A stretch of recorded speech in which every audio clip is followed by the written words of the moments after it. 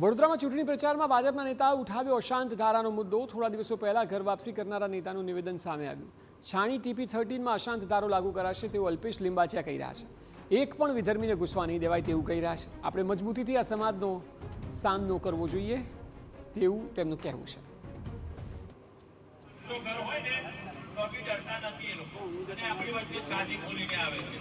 આપણા લોકો 5-7 લોકો રહેવા આવે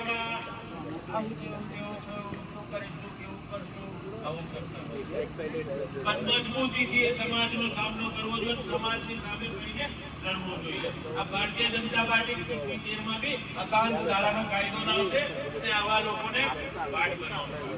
જોરદાર તાળી દોસ્તો થવી જોઈએ। હજુ વોટ નથી આપ્યો એ પહેલા સમસ્યાનું સમાધાન તમને પ્રાપ્ત થાય। TP13માં અશાંત ધારાનો કાયદો લાવશે અને એક બી વિધર્મીને એક બી મુસ્લિમને ઘૂસવા નહીં દે।